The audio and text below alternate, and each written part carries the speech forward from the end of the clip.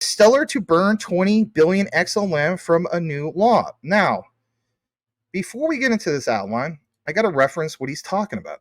Let's go ahead and full screen this for a moment. Let's learn something, why this is important, because it doesn't just affect Stellar XLM. And I also want to give a shout out to another guy, Dr. Bones. Maybe if you're watching tonight, I did see that you gave me a follow, and he did give you a proper plug, so shout out to you. I don't know if you're the original person that posted this, or the case be, you always want to give recognition to some people. So let's full screen this. Congress.gov. Let's take that off the screen for a second. You guys know we're covered in XLM. So House Resolution 4763, Financial Innovation and Technology for the 21st Century.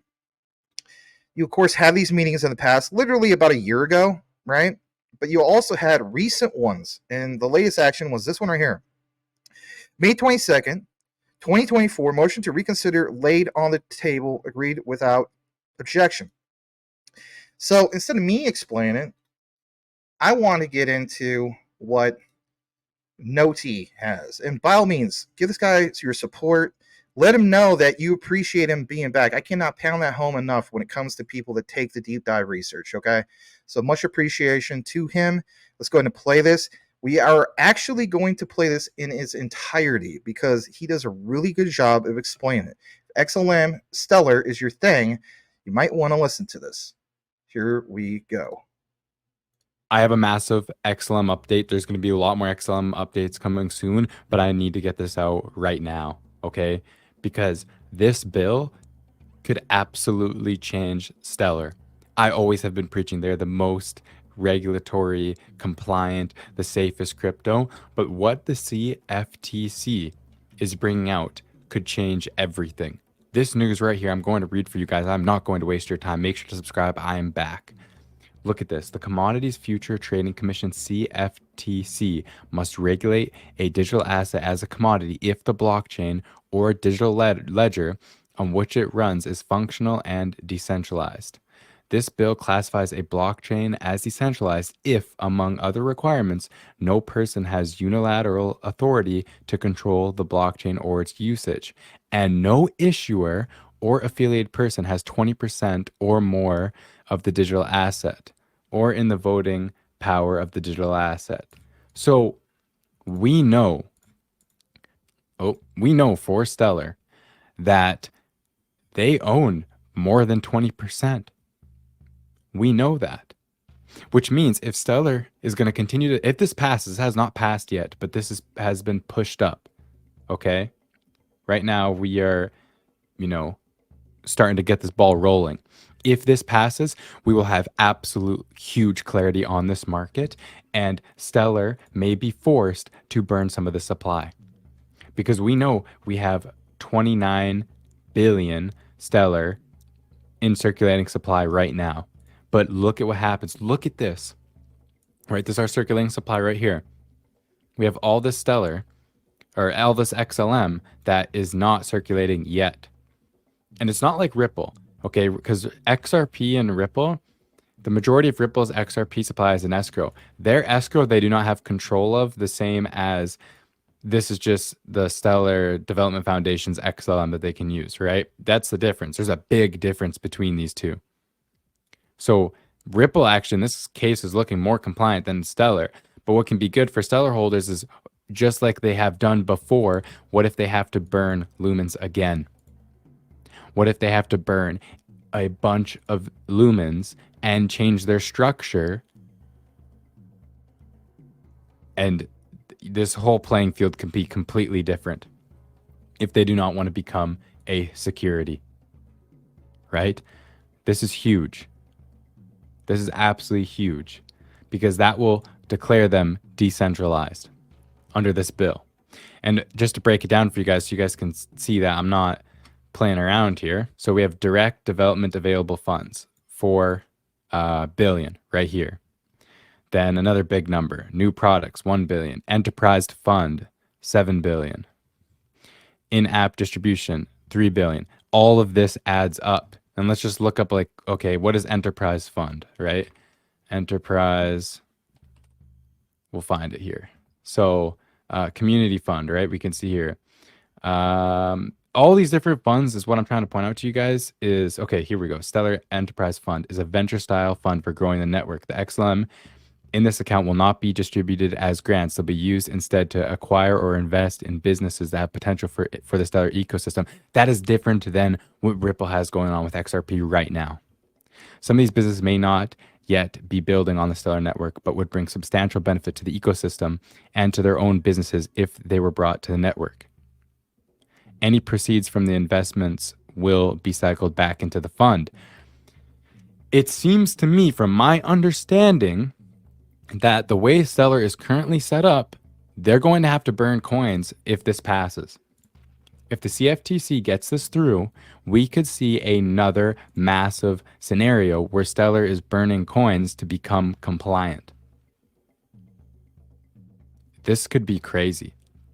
In that scenario, an XLM becomes a lot more valuable. A lot more valuable. And it makes sense because what's crazy is Stellar itself is made to be very, very cheap. You don't need a lot of XLM per transaction fee. You only need 1 XLM per minimum balance, and you're able to transfer funds and be fine. That's all it takes. This was the only reason they have a minimum transaction fee is to stop the network attacking, right? As a small security to stop spammers from spamming the network. We know that. So if Stellar had to, burn some more XLM, it's not going to hurt the usability of the network. It's probably going to hurt Stellar's ability to promote and grow the ecosystem. They're going to have to find new methods, like actually, instead of just, whatever, well, we'll go into what they've been doing, which has been great, but they're going to have to focus on, okay, how do we get XLM being worth something now? Because we can't just dump the price to grow the network. I like their strategies right now. It's a long-term play. I've never hated it because other networks like Ethereum will just dump whatever on you. They don't even tell you. You don't even hear about it. At least you hear about it in Stellar. You could track the numbers here. I respect them for that. But other networks, they don't tell you. So Stellar has not done wrong, in my opinion. But if this bill passes, we will watch this closely on this channel. And shout out to Dr. Bones for all the great information.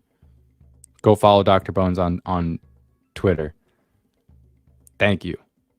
Okay, this is absolutely insane. And we could see Stellar so much XLM burnt here. This is probably the most bullish Stellar news I've seen yet. And it doesn't matter. People will think, oh, this is going to be bad for the network. No, it doesn't matter because look at the transaction fees. It's almost like they're set up to do this. So I needed to give you guys this quick update of Stellar. This is absolutely bullish. This is one of the most bullish things I've seen. If people know more about this, if people from Stellar want to reach out, if they've looked at this bill, it's not passed yet. But I'm sure, the rumors and are going to start going around because we know it's either the SEC or the CFTC who is going to run regulation for crypto. We do not want the SEC to run because they just make everything a security. So then their department gets more funding. The CFTC is actually trying to make it so things make sense and there's a clear regulatory structure. I firmly believe that this is the route that things are going to go, especially with the SEC losing badly to the Ripple lawsuit right now. Like, I'm sorry. The SEC is just getting taken less and less serious. And with all the people complaining about Gary Gensler in the SEC, I think the government's going to want to throw the ball over to the CFTC and create some real regulation for us. Think about how many coins on our list here are going to be not considered decentralized if this happens. Like, this market's just getting crazier, guys. This is why I came back now, because we got the Tether stuff going on. We got AI, which is going to absolutely create a rumble. I know AI has been slowing down right now. We'll talk about it more in another video, but it's going to create a massive rift in crypto. And then we have regulation coming down now. I'm ready for it. Let's go. So here's where it's at for me, okay? And I totally want to get your thoughts on this, Rue, because we need to hear your thoughts on this, basically speaking. The way I look at it is a few different things.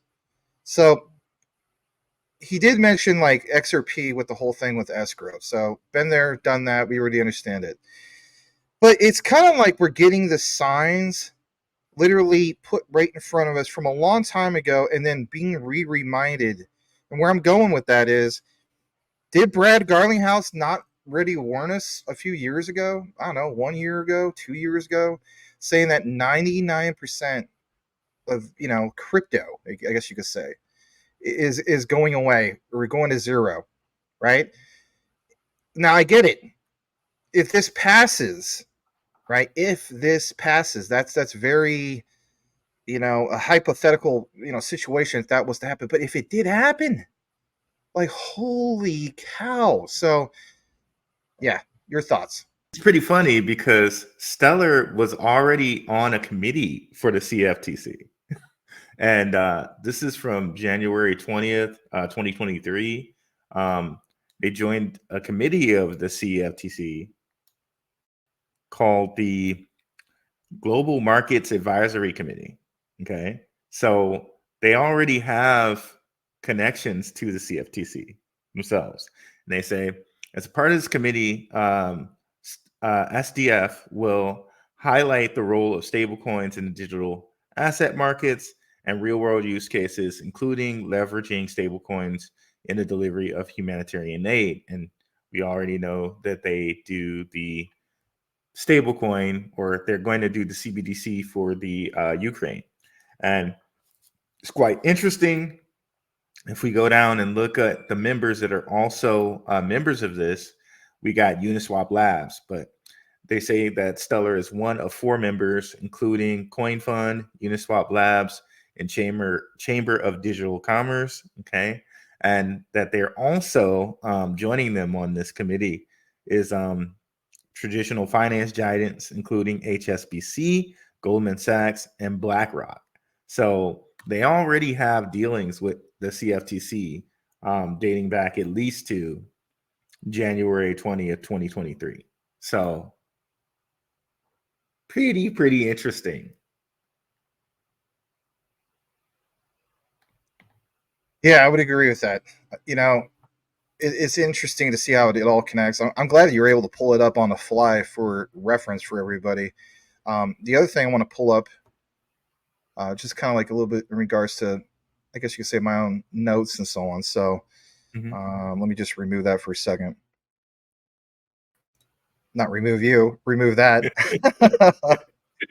All right. So with that said, yeah, I just want to talk a little bit more about this. So, it seems like it's doom and gloom and so on, but some things I kind of gathered, I was like, well, I mean, when you look more into this, and for you guys are just tuning in, this is again in reference to this particular bill, and as we know, bills have to get passed in order to become acts, and acts are basically, let's just be honest, law, right? So it's like this, based off of all the information that was shared in regards to this segment. So, what about the whole thing for Stellar specifically? Because let's be honest, that's what we're mainly talking about. Obviously, this could affect a lot of other tokens and coins that are out there that have a similar situation. But, regulation by the CFTC. So, since Stellar, as we know, they own more than 20% of all XLM under the bill, XLM itself could be classified, of course, as a commodity by the Commodity Futures Trading Commission, aka the CFTC, due to the lack of decentralization. Would it mean the CFTC would regulate XLM trading? We have to see, obviously. We don't have a crystal ball, but there is quite a bit of significance in regards to this. So there's 3 things that I gathered that I want to talk about. You better believe you're going to see an increased scrutiny in regards to this. That's just what comes with the territory. But CFTC regulation would impose, of course, stricter oversight on XLM trading. Now, this is where some people are going to point out, all the years of, was it a couple years? I don't know, maybe 3 years. The whole thing that's happening with Ripple is still actually technically going on. I mean, you got 2/3 victories. They're not out of the woods completely yet. But Stellar would need to comply, of course, with those CFTC regulations. Would it involve more reporting requirements? I think so. Would there be limitations on trading activity? I think so. But when we go back to what Nodi was talking about, the potential price impact, I mean, at the end of the day, isn't that what we're all here for? I mean, I get it, guys. I totally get it. Some of us, a lot of us, maybe the majority of us are like, holy crap, Burns, let's go, baby. That's what I want, price action. But the regulatory uncertainty could very well impact, of course, investor sentiment and potentially lead to price fluctuations for XLM. Would it be dramatic price fluctuations? People have pointed out they don't necessarily think so because, everything's going bullish. What about that clarity? What about that stability? Point number 3. You all have to keep in mind that it's the other hand, right? Like we already talked about, like, oh, here's what's going on over here. Well, what's going on over here? Clear regulations could also bring more stability, of course, and legitimacy to Stellar's XLM's market. I mean, at the end of the day, you heard Nodi specifically talk about the lumens. Would that potentially attract more new investors in the long run? So is it a win for the long run? Now, while this is a hypothetical scenario, the actual impact of the bill on Stellar, of course, would depend on the final details of legislation. I mean, say what you want, it wouldn't just affect Stellar, but Stellar's the one that takes the cake tonight. Here's some points I want us all to consider. 2 main points. It's exemptions. Hear me out. The bill might include exemptions for certain digital assets, of course, that meet a specific criteria. Is this where only CFTC would have that oversight and that say? Could be. But we also know it's possible that Stellar could qualify for an exemption if it makes changes to its coin distribution or governance structure. Now, some people may not like that. They may also say it doesn't fall in line with the original white paper. Hey, sometimes you have to improvise based off of what? Where we're going forward in regards to regulations. The second point, before we wrap up this segment, is to understand joint rulemaking. Now, this is where the SEC would come involved. Hear me out. The CFTC and the SEC are, of course, required to jointly define terms related to digital assets. This could provide more clarity on how the bill applies to specific cases, more specifically, Stellar. Now, overall, while this passage of this bill could have both positive and, of course, negative consequences for Stellar, we need to understand the bigger picture. Which, basically speaking, what would that be? Let's take you on over to this. In my eyes, it's things like what you see here. And if anything, that's where we're going to take a pause. So what we're going to do now is kick it back into the comments. And that's, of course, going to end the Stellar coverage of the night. This would be where we start off with some quant. So giving you a quick little preview of that. And your main key takeaway tonight should be, for the most part, regulations. Like, it's literally at our doorstep when we look more into it. If managing your crypto feels like solving a puzzle, it's time to switch to Decent Wallet. Say goodbye to complicated setups and hello to Decent Wallet, the hassle-free solution to your digital currency needs. With just a few taps, you can manage, track, and secure your crypto with unmatched ease. And here's the best part. Grab your Decent Wallet at a discounted price by using the referral link below. Don't miss out on making your crypto experience smoother and more secure.